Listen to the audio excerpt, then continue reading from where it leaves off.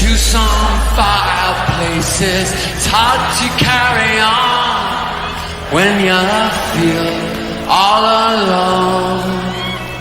Now I've swung back down again. It's worse than it was before. If I hadn't seen such riches, I could live with being poor. Sit down, sit down, sit down, sit down next to me. Sit down, down, down, down, down, with sympathy.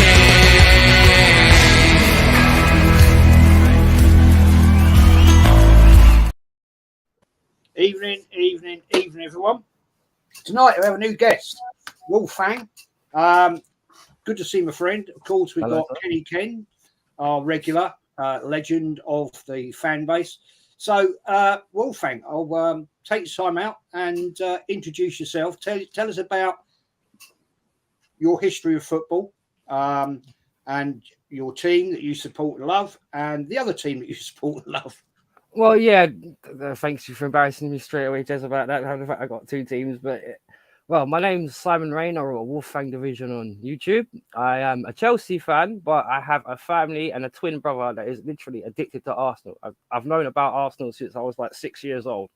I didn't really get into football until about 15, but when I did, I got into every single kind of football you can think about.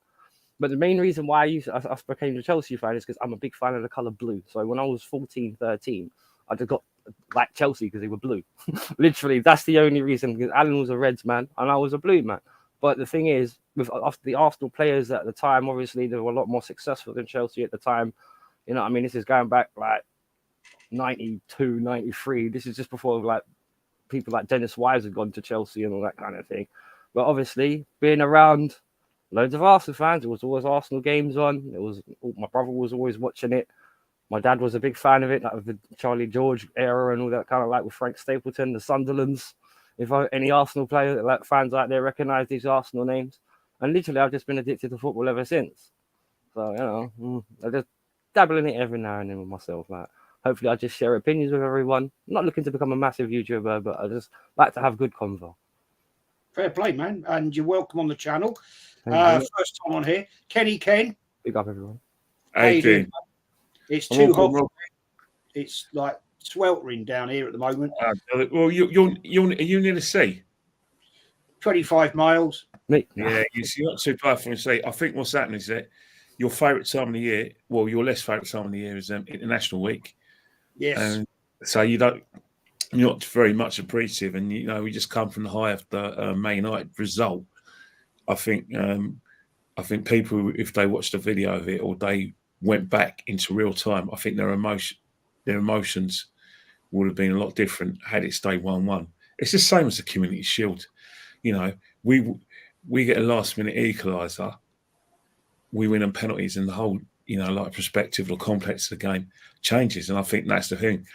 It's great to enjoy the result, but if you want to take this seriously, whatever you guys are doing, you have to talk about the whole game. And there's loads of things to worry Arsenal fans even now regarding those things. Because at the end of the day, as Simon's mentioned before, there's ways where teams, aren't Arsenal not keeping clean sheets, and we haven't for a long, long time at home.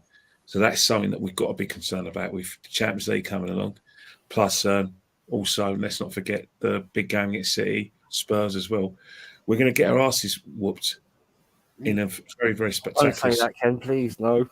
No, but I can see it happening because it was just like what happened last season. We never heeded our warnings last season with the amount of goals we conceded. Look what happened. We got taken, got beaten, got by Man City, battered to pieces, and we had nothing left against Brighton. Teams are finding it very, very easy to get through our back midfield and straight at our back four and they're creating clear-cut chances. There's no two ways about it. And if you notice, it's the same way they used to do it 10 years ago. Just sit back and counter. Yeah, definitely. It's just like, football hasn't really changed, isn't it? I think people give managers like Guardiola, Klopp, and even Mikel a lot of props, but they're only just regurgitating tactics from years back. It's like everyone thinks like inverted fullbacks are the norm, are like something new.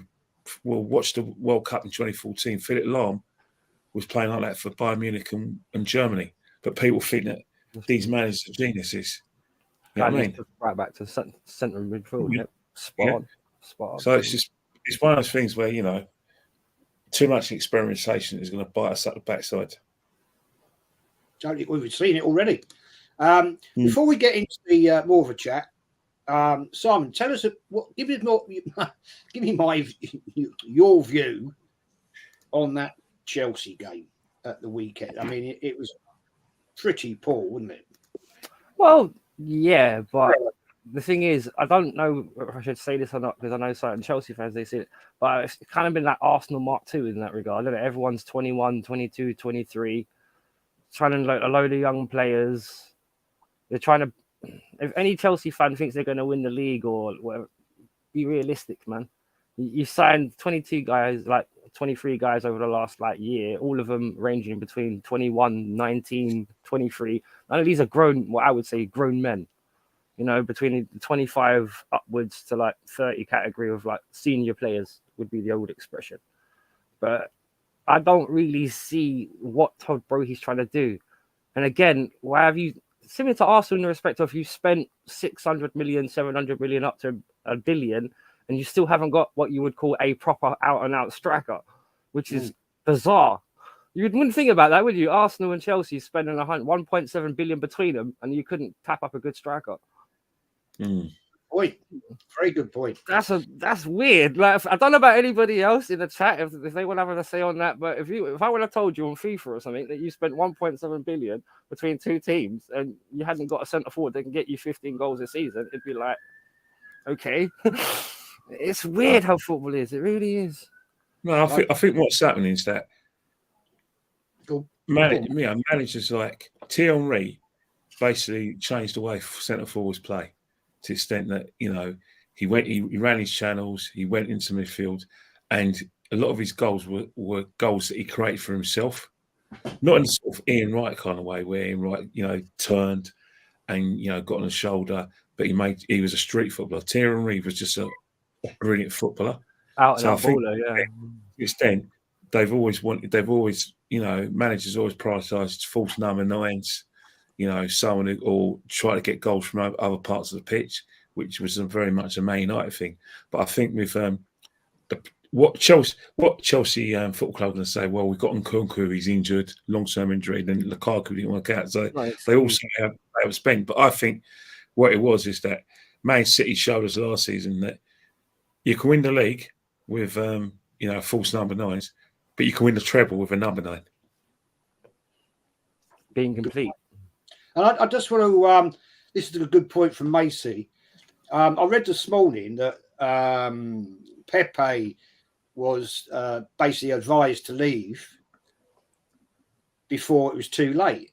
And I haven't seen this confirmed myself, but it looks, I think Macy's telling me that he's gone to Besiktas. Is that anybody else can confirm that? Because if he has, that is such a downgrade for that player. I think that's absolutely bloody shocking. That's another thing I'd like to point out, Jez. That's the one thing about a lot of people have been having the argument about depth at Arsenal, about they're worried about how strong the bench is and one thing about another. But the thing is, one thing that really makes me nervous about Arteta, and this is from a coaching point of view, I haven't got nothing against him as a person. I haven't got no political agenda with anybody. I consider myself like the football purist. Why are you not using the players you have? Yeah. Because everyone says about, we need an extra striker. He's got 3, a winger, a midfielder. He's got players he doesn't use. Kivior, El Neni, if he's still there. Is El Neni still at the club? Yeah. He is. I haven't even seen him on the bench. I know his name may have been there, but I haven't seen him. He's been like a ghost, more ghost than Kai Havertz. But the thing is, you got Smith Rowe, don't use him. Trossard, don't use him. Anelny, don't use him. Kivior, don't use him. It's like that's Mikel. I know, but I know, Kenny. But 10 years ago, everyone used to get played, even if it was like for like 20 minutes or just to protect You somebody know, else. you know what's happened with Mikel Arteta is that if you snooze under him, you lose. You think about it. Kieran Tierney snoozed, i.e. got injured, and then what's happened is he moved the team away from it and favoured the inverted winger, inverted full-back system of playing, and then he got Zinchenko. Look at it. Smith Rowe's had major injuries. Since he's come to the club, we bought Trossard and Havertz. So if you think about the pecking order, he's way down the pecking order to the extent that if you were to pick a best Arsenal 11, you can't fit him into the team. You just can't do it because, Martinelli, if Martinelli's injured, the first player you're going to look at is Trossard way before Smith Rowe. And the same situation now, if, say, Havertz, Odegaard get injured, I've just seen in the chat people talk about Fabio Vieira. And on the balance of the last two games and, pre-season, you can't begrudge him given a second chance because he has changed the games. So you are going to be tempted to have a look at him, especially now we've got injuries. And Havertz is bought for 65 million pounds. That guy, man. Yeah, I know, but you, as a Chelsea fan, you've basically like had the weight taken off his shoulders. But we've now got the conundrum that you've had, where you're probably gonna have 10 football matches, and if he plays. And you'll be happy if he plays well in 3 of them, because that's what we're going to get here with because we've had him as Ozil, the same sort of situation. You know what, with Kai Havertz, and let me just briefly mention this: for the same price Arsenal paid for Kai Havertz, you could have got Maddison and Amrabat. That's Spurs and Man United's top targets. You could have got both for what you paid for. And I'm not being funny, as I said, I got a little bit of Arsenal loyalty. I know I'm a Chelsea fan. I know that sounds wrong, but when you've spent your whole life watching Arsenal around Arsenal fans, you're gonna have a bit of empathy. You know what I mean? When I looked, I was just like, one of those ones where it's not one of those ones where I was like laughing about like other Chelsea fans. I was kind of like sitting there thinking, Mikel, what on earth are you looking at? Please, because the thing about the Kai Havertz thing is, okay, forget the political agenda about whether you like him or not. He's had 3 or 4 starts. Right? No goals, no assists, no key passes. Why are you playing? Sorry. First of all, yeah, hey Jez, sleep to you. Thank you for the super chat, man. I've sent it to you on WhatsApp. So the link is there. Look forward to seeing you, my fella. Sorry, mate. Carry on. Carry on what you're saying. I hear what you're saying. The situation. The fact is that it's the way Mikel is going to try and get this guy in the team, even if it kills him. And I think that's what we're Arsenal fans going to have to endure. You think about it. Part of the reason why we've struggled, even though we're unbeaten, the reason why we struggled, not with results, but in terms of within games, is because we're carrying one player. The other player that has joined, he's been a bit of a revelation. He's been excellent at DM, but he's another conundrum because, in my opinion, our best DM was playing at right back. So we played Declan Rice at DM, yet we paid £105 million for him. Who's going to play the number 8? Because that's still a vacancy. The assumption for a lot of Arsenal fans was that Declan Rice and Partey play together. Now we've got another conundrum where all of a sudden Partey gets injured, and people who want to create their own narrative to suit their their audience of their other podcast went, "Oh, he's here to replace Partey. You can't trust Partey. He's unreliable." Oh, it doesn't matter that from about August to April is our best player, and one of them probably responsible for us for actually challenging. Well, that all goes out the window because he's got injured a few times. But hey ho, everyone gets injured. Everyone gets injured. It's one of those things, especially when you're in a position where he's got to do 2 or 3 people's jobs. Declan will get injured if he's carrying a Havertz in that team. He'll have the same sort of injuries as the thing. It's inevitable. With the pace that Arteta wants to play it. He wants to play a pressing game, but he wants a situation where everyone's running and everyone's in a position to play to receive the ball. Doesn't matter whether it's a hospital pass or not. You have to turn that into a good pass. You play for Klopp. Pep and Mikel, you have to run. You have to invert. You have to pass. You have to pass the ball short. And you know, to a certain extent, you're not allowed a diagonal pass in case the opposition counters you, and you certainly can't hit the ball long. So that's how these guys want to play. They want to be in control of possession because they think the more possession you have, the more the opposition gets overrun and the more you win the football match. But then you think he's cutting off his nose to spite his face. Because one thing about it is, and I don't understand, we all know that he went back to a 4 at the back against Man United because of necessity, right?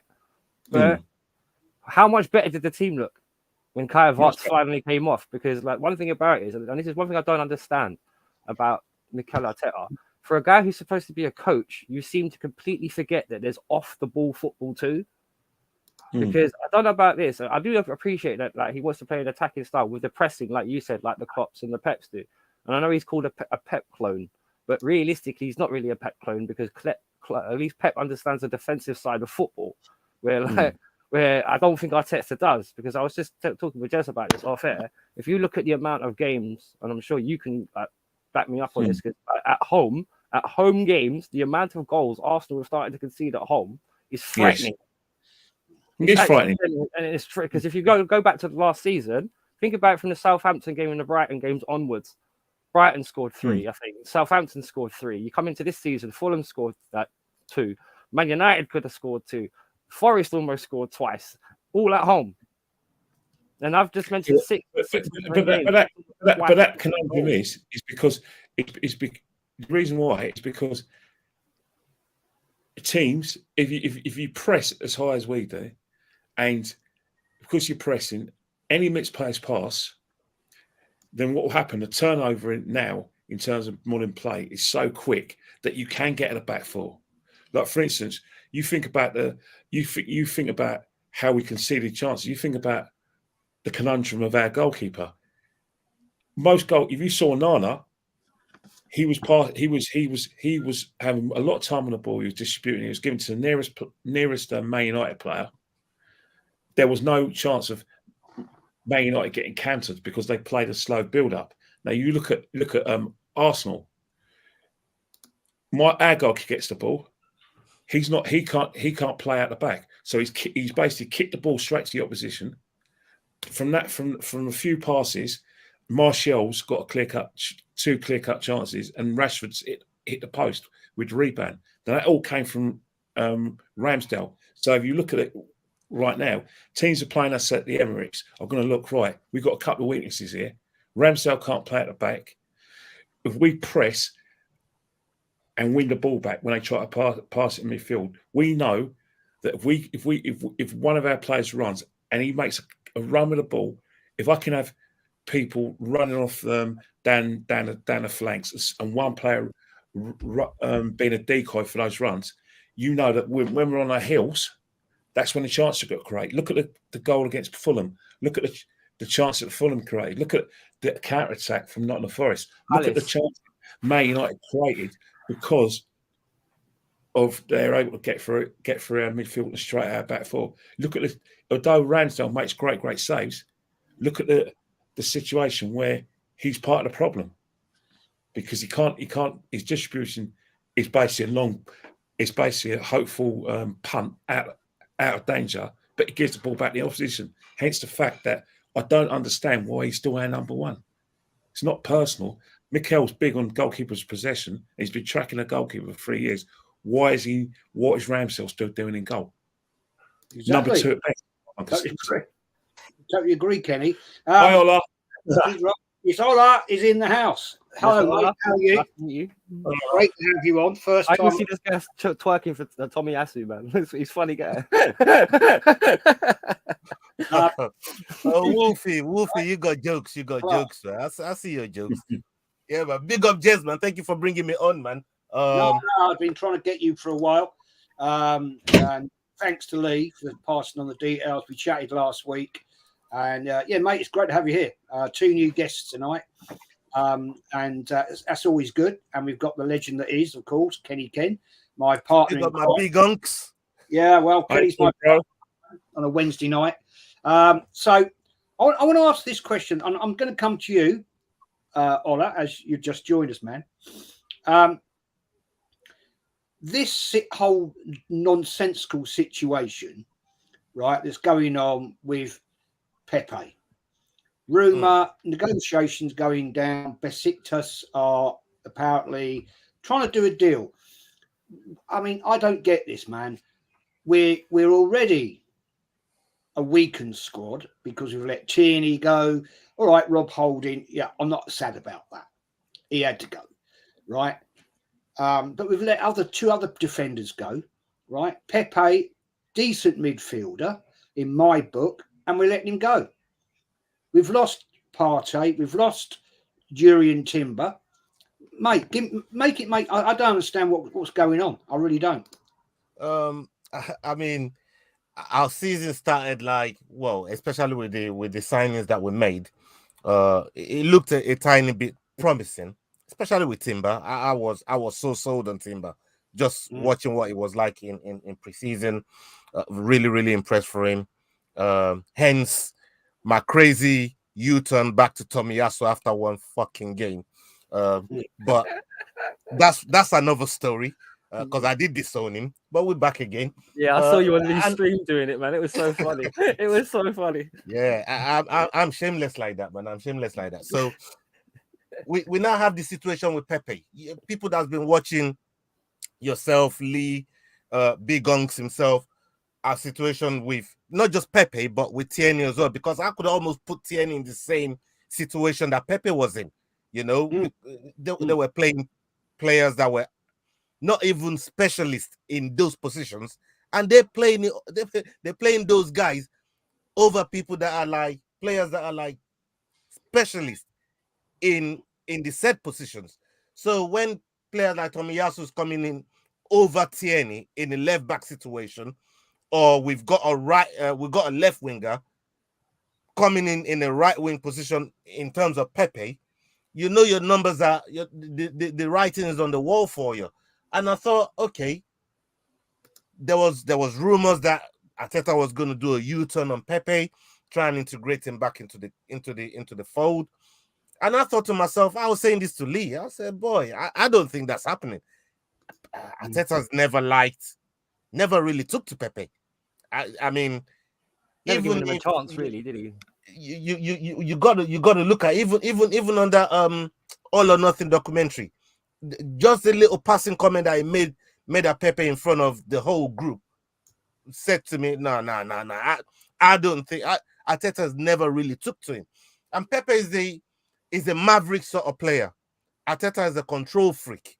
Now, somebody that's a maverick sort of player and a control freak as a manager, those two are never going to go, because you need a manager that's going to allow creative freedom, that's going to allow your creative juices to flow during a game.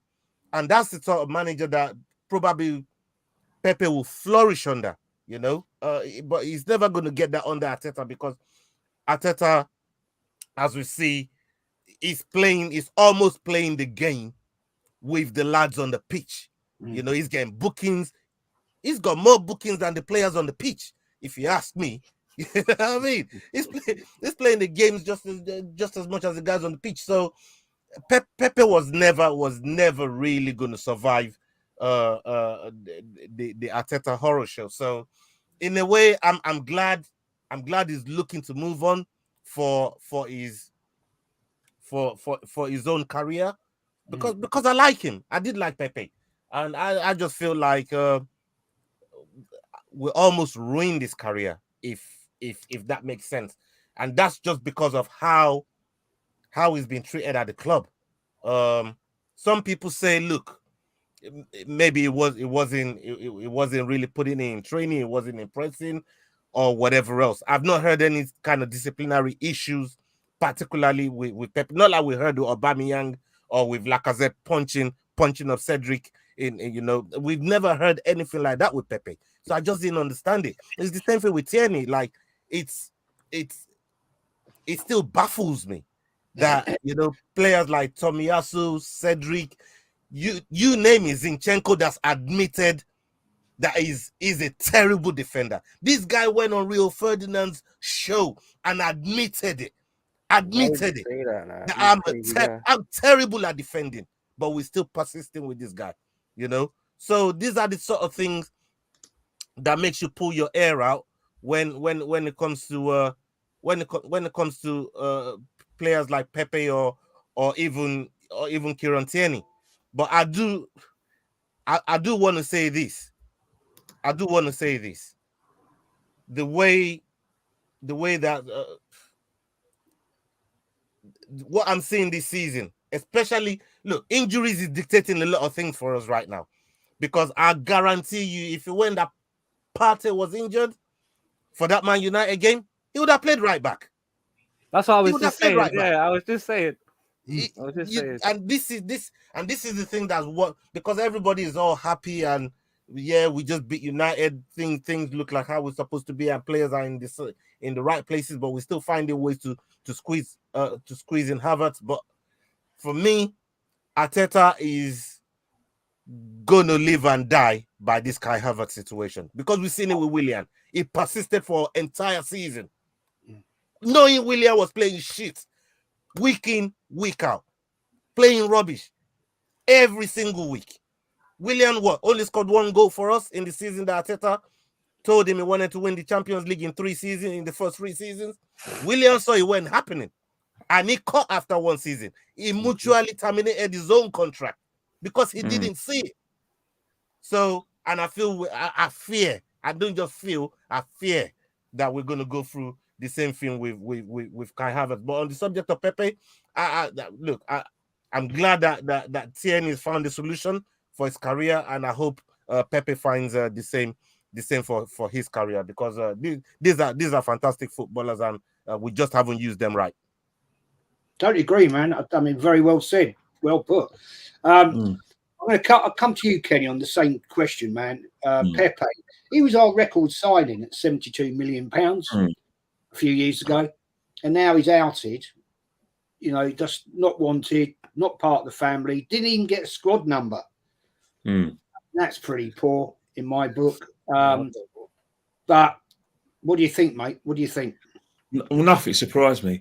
You would have thought after his performances in the semi-final of the FA Cup and the final in 2020 during our lockdown season that, we finally got a player that Arteta can, maybe build something around him. But, it seems like like I said, the elephant in the room and the biggest spectre for Pepe was Bukayo Saka. If you as much as everyone talks about Balogun, well, Balogun's nemesis is Eddie Nketiah. Pepe's nemesis is Bukayo Saka. And the problem Pepe's got, if you take away Mikel Arteta, who's 90% part of the problem, the 10% is Saka, because Saka's on to a different level season after season. Arsenal's whole attacking mindset and attacking build-up is basically give the ball to Saka and he wins the game for you. Saka is his main. Forget Martin Odegaard. Forget, Partey. Forget, Havertz, Rice. It's Saka. Saka's his main man. Has you ever seen Saka rested? I haven't. Because because the reason is Saka is one of those players that even I'm slightly convinced that if we give the ball to him, he's either going to score, he's either going to do an assist, or he's going to create a situation where he'll the opposition will foul him, and we're in an attacking area, a penalty or a free kick in a dangerous area, and that's what's killed Pepe. But you look at Pepe. As you say, Simon, I go to every game. I could tell you now, the 21-22 season was a mess. Every time he came on, Arteta was micro-coaching him. Yeah. And that's in home and away matches. He was screaming at him because he wasn't in certain positions. It was the hand signals, like he's like the Green Cross Code man. That's what he was doing for Pepe. He's virtually giving coaching sessions for the match. So I knew that wouldn't end well for Pepe. And that's the whole situation. Everyone talks about, him buying Willian and buying Havertz. Well, the reason why Willian didn't work out and the reason why so far Havertz hasn't worked out is because, once again, Mikel's got back into his bad old ways, not having a clear and identified playing style. during those times when we had that wretched season in 2020-21, we didn't have a clear and identifiable playing style. It was just all muddled. We're getting smashed at home, conceding goals time, which is no different now. You know, having teams that come here and broke their Emirates duck.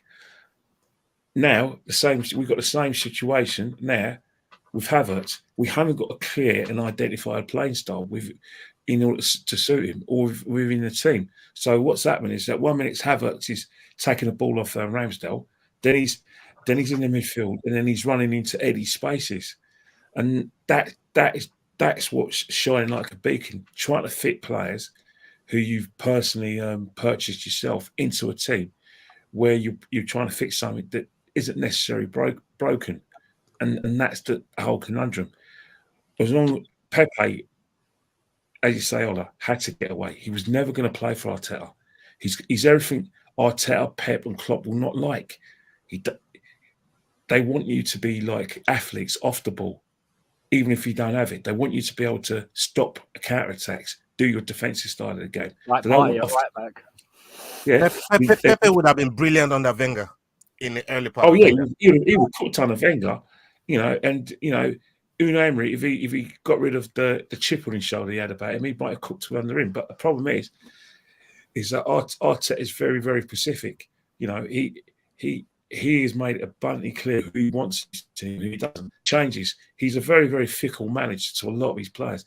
Don't be surprised next season if Gabriel Magalhaes is looking for a new club, because he seems to have, looked at a situation and said he wants to change it. He's always going to be looking out for something better in a certain position, except for Saka. Look what's happened with Ramsdale. Well, that's what I was about to ask you, actually. Do you think Pepe going has made Saka complacent? Not really, because Saka, Pepe was never competition with Saka. Never. Because simple reason of Mikel Arteta's preferences. Let's not forget, he bought Marquinhos, and then after about half a season, he set him on loan to Norwich. So it's one of those things where he's looking for this perfect right winger to be as good as to give him what Saka gives him, but he's prepared to sit on the bench and wait his turn or play other positions until Saka gets injured. And then that's at the expense of us getting a striker, what we really need. Because as much as Jesus works his nuts off, as much as Eddie is Eddie, we ain't winning no trebles or no leagues without a centre forward who can score 25 goals a season. You can have all these guys are going to get you to do is probably a top four. They're not going to win your competition. In Europe, if we play like we did at home to Forest, Man United, Fulham, and to a certain extent, like Palace. If we, not so much Palace, but those 3 home games, if we play like that in Europe, Sevilla are going to murder us because we ain't going to get the ball for them. And they're going to counter-attack us, get bodies forward, and smash us home and away, just like they did Man United. And then you've got PSV who are going to give us a game. But again, at their ground, they're going to smash us to pieces. And Lens, they can't be that bad if they've got the Champions League. So, in Champions League, we're going to get smashed if we play like we've done, carrying Havertz and giving away possession. And then gets better size, like in Man City's, they're going to smash us, toy with us. We play like that. Wait until the party does a hamstring trying to chase people like Rafael Leao down the right flank, or the left flank. Sorry, it's oh my god! That's what really makes me panic about Arteta. I look at some of the decisions he makes, and it's just like that's the thing. Like even if you like him, and I do like him because he does come across like his football comes across nice at times. You just look at him and it's just like, why did you do that? If you could give me a defining reason why you've actually done or made that tactical decision, please tell me. Just let us know. Just a hint. That's the problem. That is the problem, Wolfgang, is the fact. I'm going to ask you this question. Then I'm going to come to Ola. Personally, my own personal opinion, this is, I don't think Saka's been that great this season. He hasn't. I mean, I know he scored a nice goal. I don't think he's been on the money, and he sort of went down a little bit or quite a bit actually, towards the end of last season. And I don't personally think he's come back up. I mean, give me your view on it, man. Well, it's all last season syndrome. It's exactly how it was, and I think Matty said it the best. It's like you're watching the back end of last season carry on. Don't get me wrong, certain results have been better. Like, you know, we've won some games, but as I said, it's the defending. And the thing is, I don't know about anybody else, but the defending has got progressively worse. You look at the Saka back pass. Who was it? The Fulham first goal. That mistake does not need to happen. Genuinely, it doesn't. That is because there's forced errors, which I get if you're being pressed or you're being rushed or whatever, then fair enough. But the amount of unforced errors in this team is alarming. It's very alarming. And Ola, I'll tell you what, you can back me up in this. If you did an unforced error in boxing, for example, that's your head coming off. He's done. You're finished. And the thing is, if you're a team like Arsenal, now let's go by the fact that Arsenal was supposed to be an elite team, which means elite attacking, elite midfield, elite defending. You can't be elite and be good at two things and crap at the third. You know what I mean? It's like being a player. You know what I mean? If you can pass and you can run, but you can't tackle, fair enough. You got to go to what your strengths are. But Arteta doesn't even do that because he built a system. Okay, and I know people like to use this phrase 93% of the season last season, right? You're 93% of the season, you're top of the league. All you need to do is figure out how to get that extra 7%, if you wish. Like, you want to put it that way. You need to find out what gets you over the line. But when it comes to this season, you've completely reset your system. It's gone backwards. Like, you've gone from a four at the back to a 3 at the back with the wide players at the back inverting, going into midfield. And then your mid defense is left completely exposed. How many times have we seen this season where the team are chasing from the center or the midfield and they're running back towards goal with literally Ramsdale looking like a fish out of water, hoping if he stops it or not? Because I know you brought up the Raya point as well, which is great. Because I know Raya's better at playing at the back, but if you carry on defending, you could have Neuer in goal. If the goalkeeper stays exposed, you're going to see a nervous goalkeeper. That's why I do blame Ramsdale because he has had some completely wet wipe moments, like when he lets balls go underneath him and stuff like that. But some of it, like with the Fulham game, for example, I felt sorry for him because he's looking to do like what you said. He's looking to become part of maybe the anchor behind the defenders as they push up, so he can boot the ball up or whatever else. And as he's doing that to get into that position, Bakary Saka passes his back, and literally it's like, oh crap, I've got to run back to my line now. And it exposed him and made him look stupid. But in that situation, that wasn't actually his fault. Don't get me wrong, I'll blame things for what is his fault, but when it's not his fault, I'm not going to blame him because at the end of the day, it wasn't. If you're Saka as well, and as far as I know, he's only got 1 goal more than Kai Havertz, right? In his 3 games, he's got 1 goal more than Kai Havertz. Am I wrong on that? Oh, he's got 3. All right. Oh, 2. All right, so he's got 2. For him, you would expect more. Just because purely he's Arsenal's, but let's be honest, he's Arsenal's best player, isn't he? On his day, he's Arsenal's best player because he can do everything. He can run, he can turn, he can shoot from distance, he can create. The only person I'd say maybe on his day that's probably more effective is, surprisingly enough, maybe Odegaard, because Odegaard played beautifully against Man United. That finish, that's you know what the old saying, just what you need, just at the right time. Because that is if Man U had gone 5 or 6 minutes into the lead and they got comfortable in their lead and settled, then they would have done exactly what Ken would have said. They would have done exactly what they did in pre-season. They would have started booting Arsenal all over the pitch and then counter-attacking. But because Ola did that sweet finish, it didn't allow them to settle.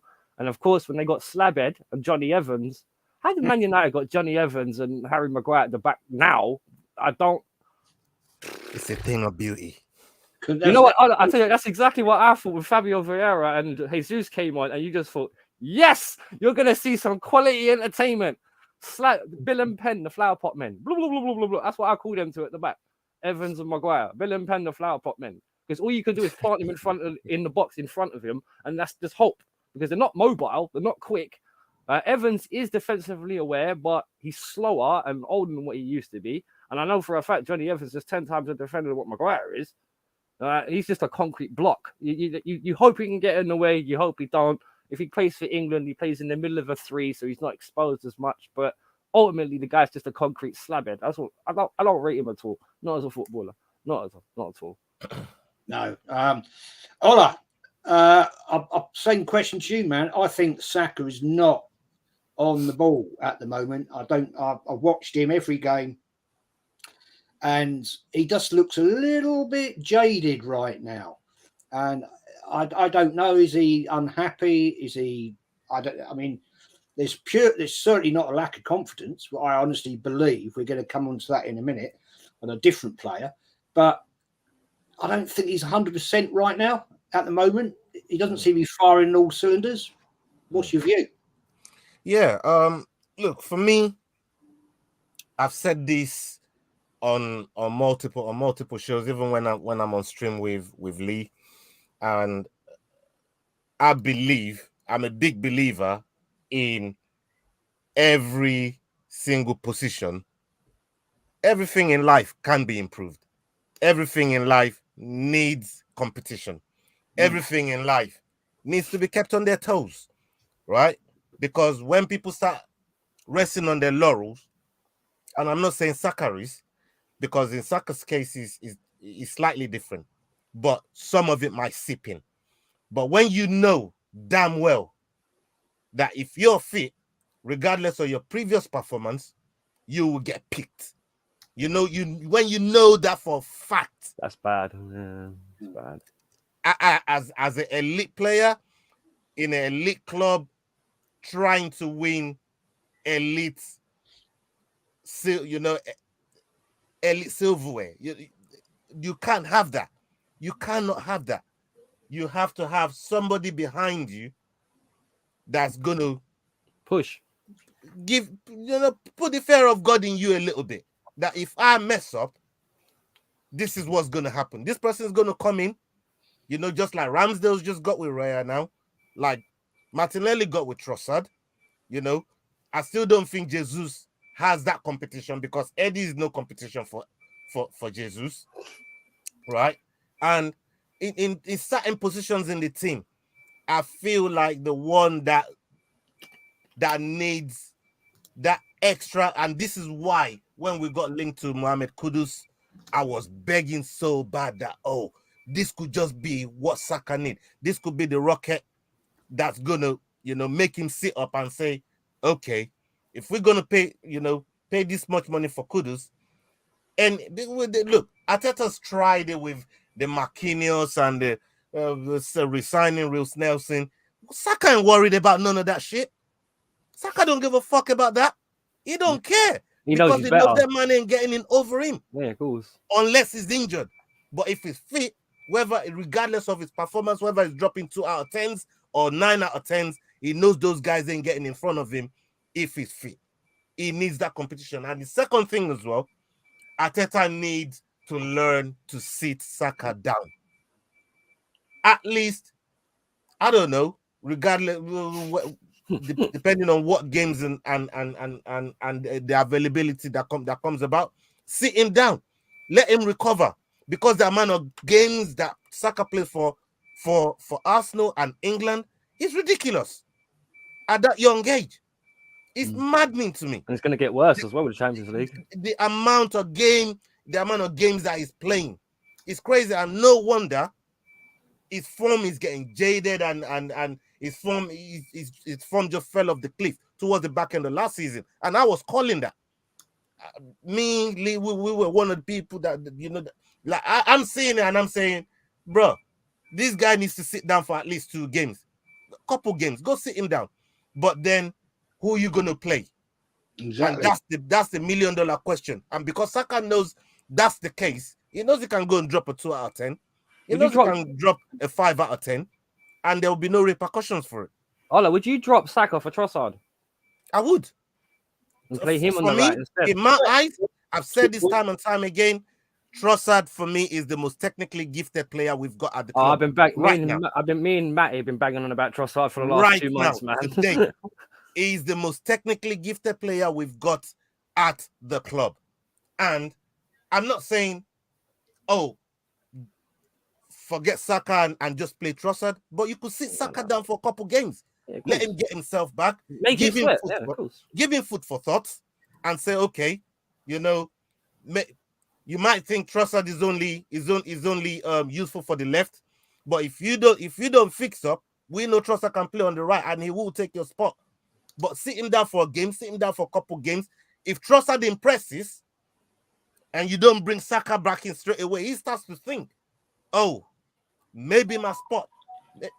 I need to fix up here.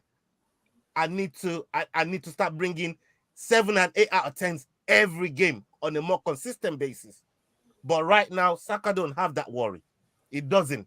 And while he doesn't have that worry with the pay rise on top of it, a new contract,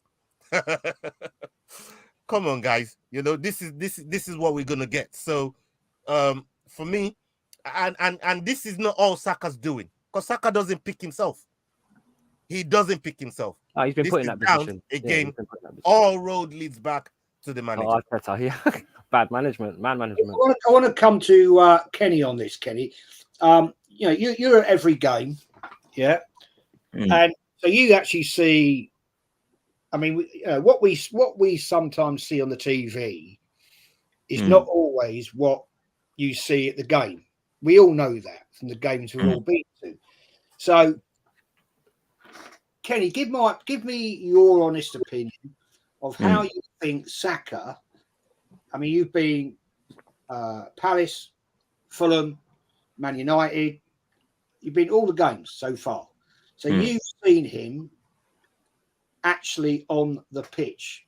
So you know what he's doing off the ball, what his movement's like, and that gives you a true perspective, doesn't it? Yeah, definitely. I think the Forest game, the second half against Forest, he faded. There's no doubt about that. That's just a fact. I think against Crystal Palace, it was a slog, that game. Even before Tomiyasu got sent off, it was basically roll your C's up. You know, like I said, defend like Trojans when Palace have the ball. You know, don't under no circumstances let their wingers get in behind our defence, and if they're going to have shots on goal, you got to trust your goalkeeper. That's how it was against Fulham. First half not too bad. Second half, it was better. He actually had a better game in the second half against Fulham. Against Man United, he was nowhere. Let's be honest. There were times when he had to switch from the left. From the right to get to the left to see if there was more joy down Wan-Bissaka's side. So he definitely struggled to the extent that the better wing on the day was Martinelli. So there's no doubt about it. There has been a lot of inconsistencies with Saka's performance. And again, every time I hear Mikel say that he's looking for a winger opposed to a forward, I think, as I says, it is to get that kind of competition or to get that deputy for Saka. So maybe he can give his main man a rest or give him competition, because the player that we thought could give Saka competition is completely been banished from all existence within the football club, even though it cost 72 million. Yeah. You know, to the extent that Saka replaced a 72 million pound man, and Mikel Arteta has made Saka the centrepiece of his attack. Give the ball to Saka and win the game, and that's the problem. Even if Saka doesn't play well, Arteta's mindset is so fixated on playing Saka in every game that it's going to be difficult for him to change his tactics. He did it once, try to rest him against Crystal Palace, and Trossard did come on that right. But the problem with Trossard, he spent so much time playing on the left-hand side of Brighton, and when he first came to last, that he actually the attack looked lopsided when Trossard playing on the right-hand side. So he's probably better in that position on the left-hand side. The player that can still play is Reece Nelson. But again, Reece Nelson has got the lottery ticket, isn't he? I mean, if you had given me probably my last betting slip, and I was put my last 20 quid on Reece Nelson, Eddie Nketiah being sold at the end of last season for Eddie and the end of this season for Reece, or just both leaving the free, I would have put money in them leaving. But for some reason, bizarre reason, they're still here. I mean, so whilst Reece is here, maybe he's the man who could play that right-hand side. But again, because you think about it, there's a bit of a conundrum, isn't there, if for Reece, that he signed a new contract, but can you see a place for Reece in that team? I can't. Not really. then again, Trossard's giving Arteta an open goal, because when Trossard started against Fulham, it was forgettable, wasn't it? It was bad. It was probably his worst performance in an Arsenal shirt, and the worst performance I've seen him play in English football. So you're right. Until Arteta, gets an adequate replacement, then I'm afraid you're going to have to exercise a bit of patience and hope Saka does come good, because he ain't moving out of that team under any circumstance, especially the way the tactics are catered for him, the way Odegaard and him have that kind of relationship where Odegaard likes to drift down the right hand side, and him and Saka lend each other the ball.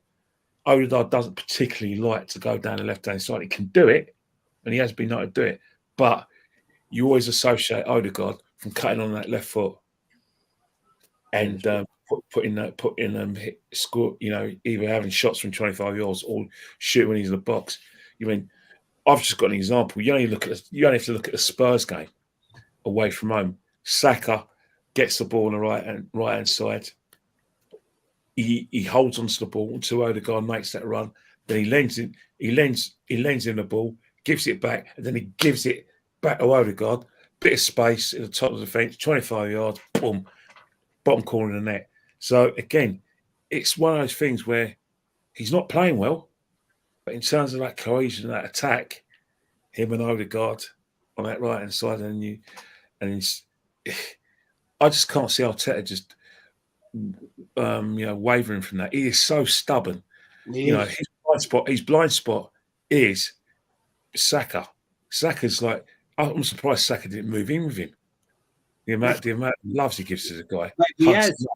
He's always getting, after match, he's always the first person to get cuddles when it comes to the game. You know what I mean? He absolutely loves that player. I thought Unai loved him, because Unai's won a game his debut, but I think this guy loves him more. We just have to, hope that against Everton, which is going to be very, very difficult. Now Everton have, played a bit better against Sheffield United. See if Saka's going to turn up. Personally, I don't think he will, because Everton are going to play like shot putters and like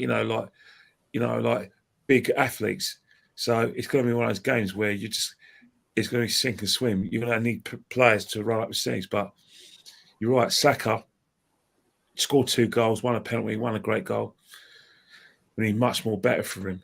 But it's the whole team as well, because at the moment we're nicking a living. We're playing well. We're getting results despite the fact that the style, the performance is lopsided. We're getting away with murder because of the teams we're playing. But Man United are better than the teams we played before. And Man United, had they not switched off in injury time, they probably would have kicked themselves for not probably getting an opportunity to win the game, because it was 50-50. We weren't much better than them, only that we were trying to win the game, and they came as well, the offside as well, because if he was a split second earlier, he's in clean, and that's what I was saying about the defender. Yeah, but that's one of the reasons we call this a real podcast, all 4 of us, because if you go to like certain people who want to be journalists, they are. Olin knows they are as well. He's probably friends with them as well. They'll tell you that, they'll be mesmerised by Declan Rice. They'll be mesmerised about Mikel Arteta and his tactics and Arteta ball. Oh, let's get the little flute out and praise Arteta then.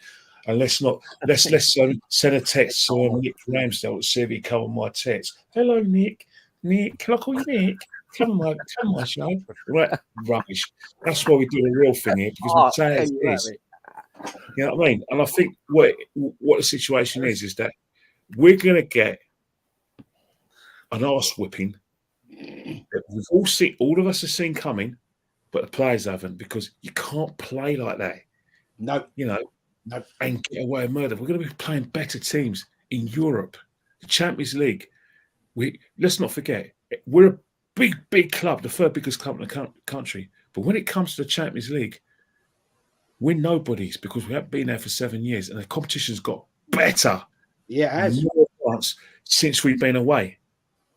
And if we're going to produce that pile of crap we've served up for 4 matches in that competition, oh dear, mate. Can I ask you something? Do you think the squad's better now, or the squad last season was better? Because I know Jez has said this many times. He's done a whole video on it. But he said the squad as a whole is weaker. Because I know Jez has pointed that out. I think we got bodies in, and on paper it looks stronger, but in terms of real terms, it's not really.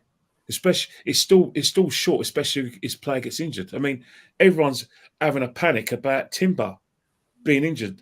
That was a sucker punch. Though, last time I saw Timber, he was a centre half who could play right back. Now all of a sudden he's the best left back in the country. How? He was only deputised with Shevchenko. Now our intelligent football fans amongst us think he's a left back, an inverted left back. How does that happen? And then Thomas Partey injured. It makes us look a bit weaker. So, in essence, if we get major injuries to certain players, then, the squad does look thinner. And we still haven't got that striker. So, the squad is thin. At home games, is it nervous at the start of games, Kenny? Or is it just reasonably calm and everyone waits to see what happens? Or is there that? No. At home games, we go for a lot of emotions. Let me tell you now, the majority of Arsenal fans are around me at the West Stand. We're not thinking about a 3-1. We were thinking about either we'll drop a point, or Man United will nick this at the end. In fact, no one was surprised when Garnacho put the ball in, and we actually thought it was 2-1. We just thought, well, we got what we deserved. Same old. Yeah, that's bad though, because it builds that doubt, doesn't it? We expect that though. We expect that. We know that from kickoff, we're the most vulnerable. From kickoff, because simple reason is that teams know catch Arsenal cold. That's the best time to catch us cold. You know what I mean? Before we wind this up tonight, all right, I'm going to come to you, man. Liar Havertz, right? He's a liar because he can't play football. This is my opinion, and I want you to give me your opinion. Then I'm going to come to Kenny, and then I'm going to come to Wolfgang. I honestly believe this guy has got absolute no confidence anymore, and I've said this on a couple of times. Some players come in from European leagues, and we've seen it before. They just don't have the levels that they had in their home league. Yeah. He was great at Bayer Leverkusen in the Bundesliga. He was pretty crap at Chelsea, and he's been bloody rubbish when he's come to Arsenal. Let's be fair. I just think the guy's confidence has gone. And I think it's going to take a far bigger and better manager to get that back than Mikel Arteta. I don't believe Mikel Arteta has the philosophy of actually supporting. I think Mikel Arteta gets frustrated with players very quickly. Now, the problem we've got here right now is he's going to shoehorn that guy into the game because we've spent £65 million on that player, which I think is nonsensical. But once again, Chelsea have had our trousers down, bent us over, and done us. So, mate, please give me your view on him. My thing ain't it's not even the price tag. And Wolfie here, because I heard before I came on the stream that you and your twin brothers, or you and your twin brother, are members of the Bloods and the Crips, right? So your brother's red, you're blue, Blood and Crips. Yeah, you're right. I can't argue your logic. Yeah, you're right. Yeah. Right? And you guys must be laughing all the way to the bank with that 65 million. But for me, it's not even the price tag. It's the fact that Arteta's hung his hat on him. Because we got Willian for free. We didn't pay nothing for Willian. And he did the same thing. So for me, the price tag don't even come into play. It's more of Arteta say, this is my guy. And I'm gonna to the detriment of the team, if it comes to it, I'm going to ride this till the wheels fall off. Basically, is what I'm saying.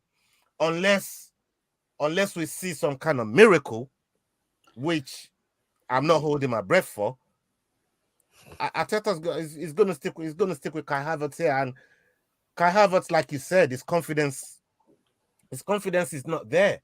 I thought Chelsea, when they brought in Timo Werner and Kai Havertz, I thought, oh, Lampard must be feeling like a kid in a candy store with all that money and all these players he was bringing in, and Timo Werner turned up, did nothing, but they kept Kai Havertz for whatever reason, and it turned out they kept him for good reasons. Now getting 65 million for him, but the problem we have here is Kai Havertz needs more than a big manager. I think he needs a shrink. That's what I think. I'm serious. I think he needs a shrink. Somebody that I don't know if you guys have seen Ted Lasso before. If you guys seen Ted Lasso, they brought in a shrink that ended up changing Rojas, right? And Rojas said, "Football is life," right? So if you guys haven't seen Ted Lasso, go watch it. Good series, good series. But back to Kai Havertz, he needs more than a big manager. He needs more than Arteta to. I mean, that shot. I thought Jackson's shot was terrible. Then I saw Kai Havertz. At least Jackson hit the ball. What was that from Kai Havertz? Bro? I nearly punched my laptop when I was watching that on the watching. What the hell have I just seen? Sorry, this guy is beyond saving. I don't think a manager can help him. I really think he needs psychological help. Something to remind him of why he fell in love with football in the first place. Something along those lines. Great comment here, Ola. Great comment here. Thelma Student, I still think there is a player in Havertz. He just lacks confidence. Let's give him 10 games. He did score in the UCL. He ain't no joke. He's still young. Yeah, he's still young and learning. And I totally agree with what you just made, the great statement. He might need to speak to somebody, not Arteta, not Edu. He might need some psychologist help to actually. He may have a problem there. I don't know. I'm not. I hope he hasn't. But before we close this down, Kenny, Kai, I'll call him. I'll be polite. I'll call him Kai Havertz, not liar. I just think the guy's struggling, big time. Hey, Jez, when he had that chance in front of goal, I went, "Oh bloody hell! Thank God, he's finally going to get us on side." And then we all looked at each other. And went, that didn't happen, did it? That did not happen. That did not happen. He had a chance from about 10 yards out, and he did connect. No, that didn't happen. And then we expected to give the ball away for their goal, but it was one of those things. He's just bad. It's like it's not as if he's not. He's trying to get himself in the game. That's the thing, but it just doesn't work. It just isn't working. You know, there's no like in terms of like speed to our play when he's in a team. You know, when Vieira comes on, it's like the energy, you know, goes up a different level. The speed of passing, the speed of movement goes up, you know, to a different level. But when he's in a team, it's like everything's slow, and it's like they're doing their best to try and renegotiate a team. It's like you think of that position that you know, Saka play. All he's got to do is just get it going and see if he can play, you know, hugging onto the left-hand side, you know, take turns with Zinchenko and trying to get down the left flank and get into positions where he can get on that left foot and, you know, either create something or you know, have chances at goal. But he doesn't get there. It's like, I don't know, you know, I'm probably being really optimistic. and probably undeservedly so. But I think is Eddie the problem? Because there was a lot of time when Eddie was running, they were running to each other's spaces, especially on Sunday.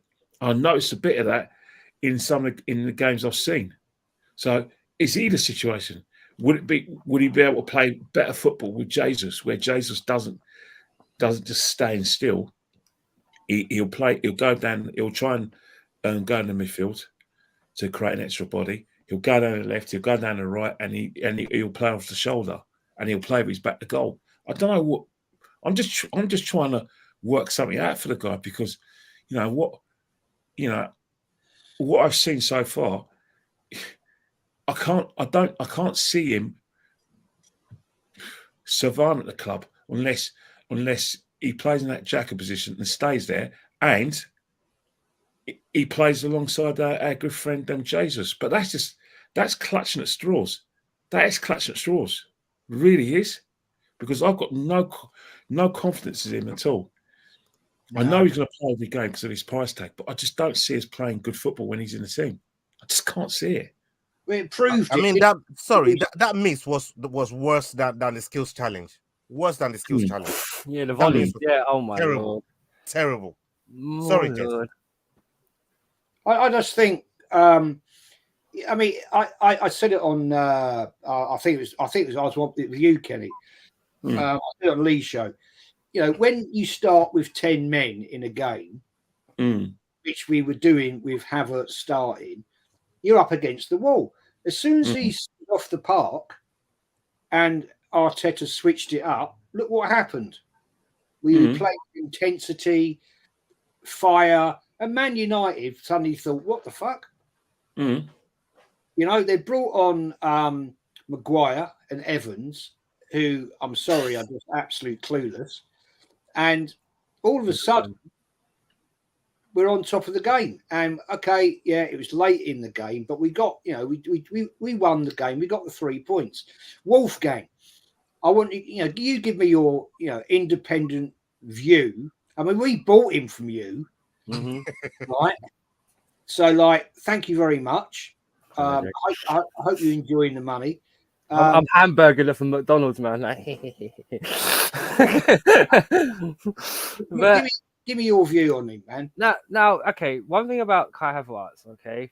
Now I know with him being at a new club, it's difficult for him. And I was saying about his stats at Chelsea compared to Arsenal. But one thing about Kai Havertz is he's been thrown right at the deep end, and he was struggling when he first came anyway.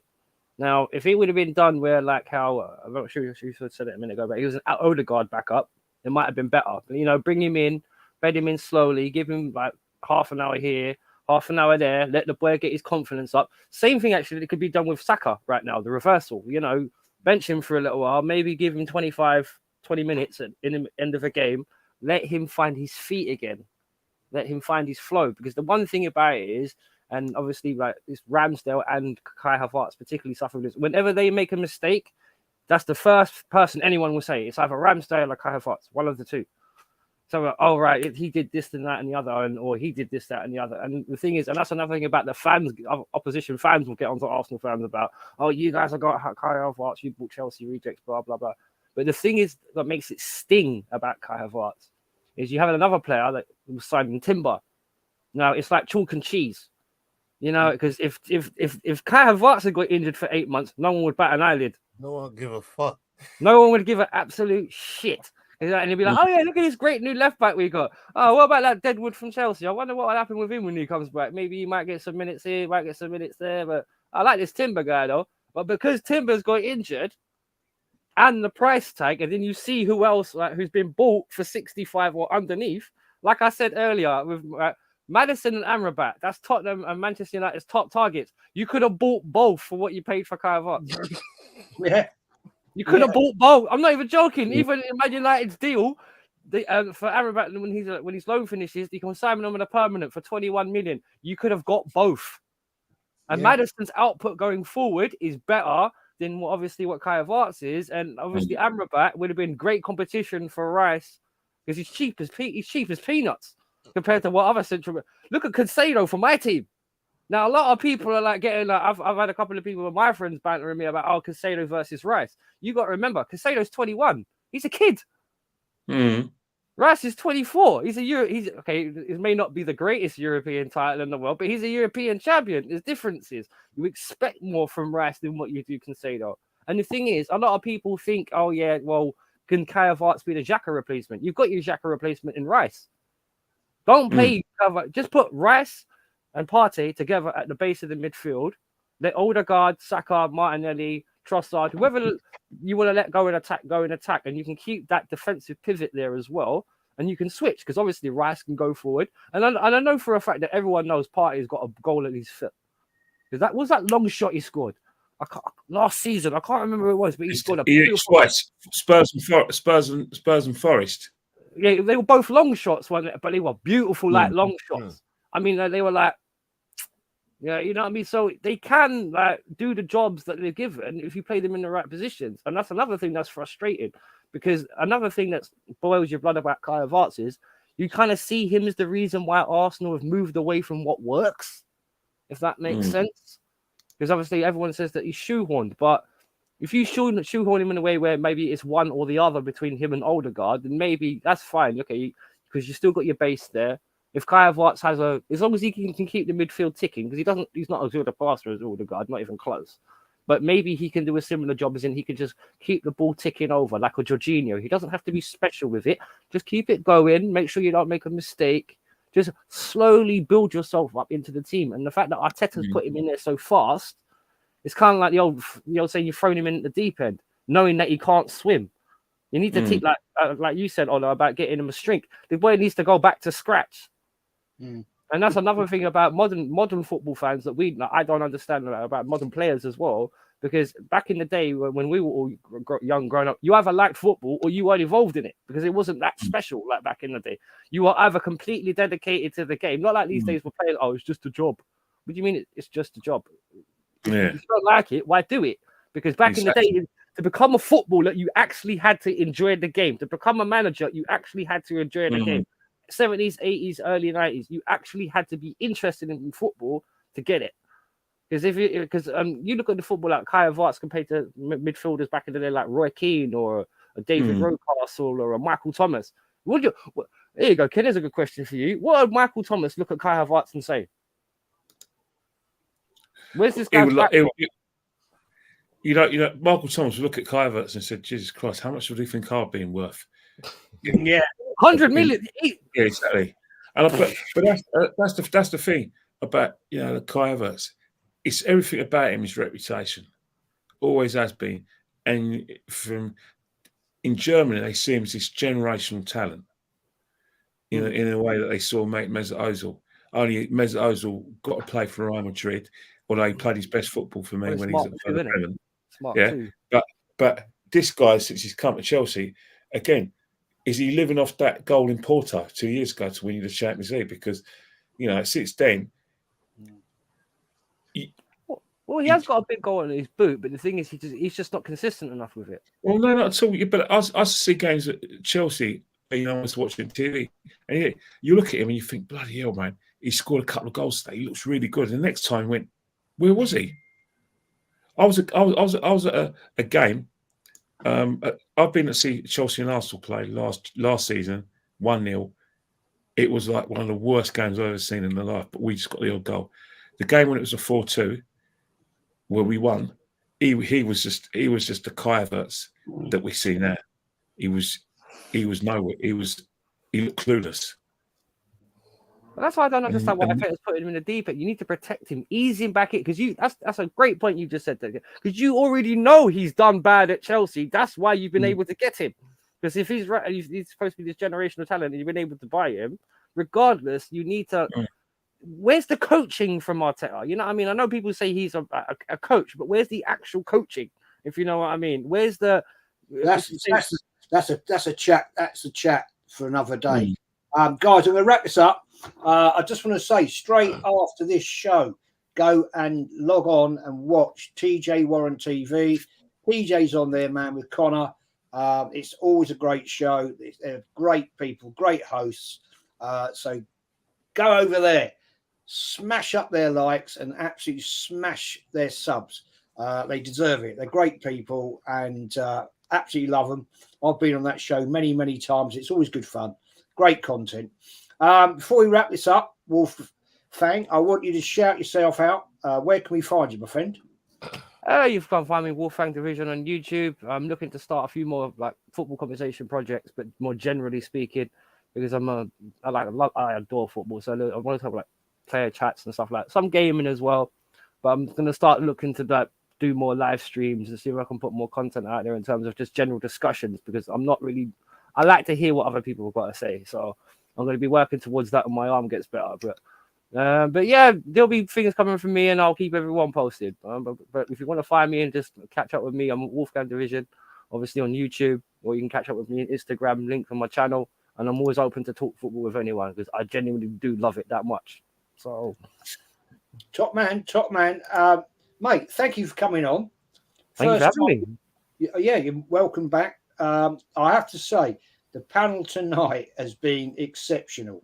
Because I've just been able to sit here, right, and listen. Yeah, I've thrown. One of the things I like to do is just let the people in the chat, on the panel, chat. Because at the end of the day, I'll ask you a question, but you come back with the facts. And it is a true. Sometimes I think some channels, some hosts, they just talk too much. And I like to actually listen to what the reason you're here.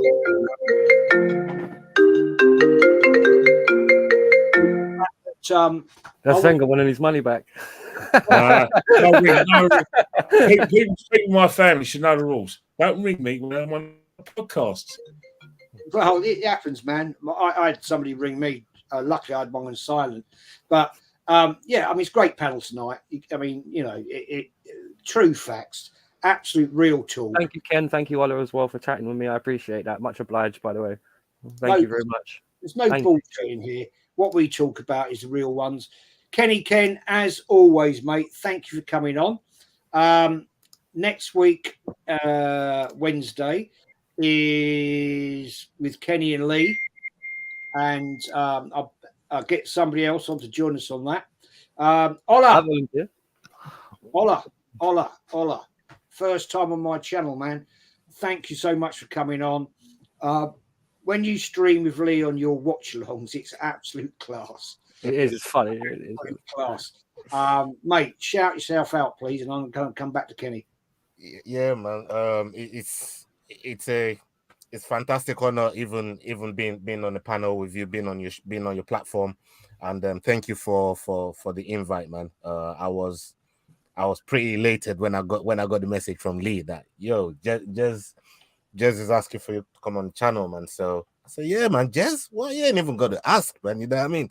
Jez can just tell me be here and I'll be there. Godfather. Other than that, I got schedules that I got to work around, which I explained to Jez. But barring that, whenever I got free time, I'm always available for you, Jez, TJ, all the guys that they know, and yeah, man, salute to you. I've always wanted to jump on your platform, man, especially with Big Unks being on the show, man. That's my big uncle there. For everyone that don't know, when you see me put in the chat Big Unks, I'll be talking about Kenny Ken, man. You know what I mean? He's always been right with me. You guys are always supported what I've done. So salute to all of you. Stay away from the pork chops, Ken. And yeah. You know what? We've had a fantastic panel. I mean, there's been a lot of pork chops over the last couple of years. You know, stay away from the pork chops. You know what I mean? You know, there's Michael Collins. No, I hope he's not related to you, Jez. Michael Collins. God, yeah, and there's been a few people just been saying, I think what it is that, you know, they watch all the podcasts and they pick the podcast they like the best, and you know, out of loyalty to the other podcast, they have a go at us. But you know what? The reason why I got the phone call, it was Mick Arteta asked me what I wanted from McDonald's. It was my daughter. Fair play. And of course, we can't forget my best friend, Pete Hayward, in many guises that man comes and goes. Kenny, shout your channels out, man. Your Insta out, man. Well, yeah, it's that Kenny Ken 1972. We always have a good fun on there. I'll talk about different sporting situations. I was just going to take them. I'm just going to, pull up Rio Ferdinand's comment because he's asked. He's suggested that if he was, Ward-Prowse or Sterling, he would retire from international duty because he doesn't like the way Southgate has treated them. So I'm going to have fun with that as well right now. That's an open goal comment, but. That's another discussion. But then again, none of you lot like international football, do you? So we're not going to discuss it. Right, no. See, this is what annoys me. If we've just got into the start of the season, it's got interesting, and now we've got an international break. Christ, we've got this this bloody ball fest. And Kenny, you have to admit, last season you did agree with me. It was crap. Yeah, it was. Yeah. I must admit that. The Premiership, you've got to shake their hands because they promote the competition so much to the extent that the third round in the FA Cup is an inconvenience. In the FA Cup because you're so in tune with what Sky does, the podcast we do over the matches, and we seem to get great excitement of Premiership matches. We don't get that with Europe. We don't get that sadly with the FA Cup, and we certainly we just think international football is it's annoying. It's basically like one of the mosquitoes we're getting right now in the garden. Annoying and in the way. Totally great. Arsenal Manic says Pete Hayward. Says he's changed and wants to say sorry to Jeds for the 100th time. You've fallen for it. Nope. The guy's clueless and he's just brain dead and whatever. Anyway, guys, can I just ask one thing before everyone goes quickly? Go on. Do we all reckon after the international break, Arteta is going to go with the formation that he had at the end of the Man United game or revert back to type? Because one thing I want to quickly mention before we go, big shout out to Vieira in that Man United game because he was terrorizing them on the left-hand side when he came on. Him and Jesus, they changed the game because don't get me wrong, they were starting to crumble with their defence, but I do think Vieira needed a shout out because that was probably his best performance in the last for me. He was all over the cat flat. He'd be unlucky not to start games. There's going to be a situation where he's probably going to have to as much as we criticised him a lot after Porto at home in the second leg, where he panicked. We've got to have a look at him again because he is changing games and he is, getting us to play at a faster tempo. But you know what it's like when people come on sub and they play out their skin, you start them and it's nothing. Have Trossard. You know what I mean? Couldn't agree more. Right, we're going to bail out of here, people. Thanks for watching and subbing, liking, and all that. Fantastic panel tonight. Some secret, I kept him quiet that we have new guests coming on.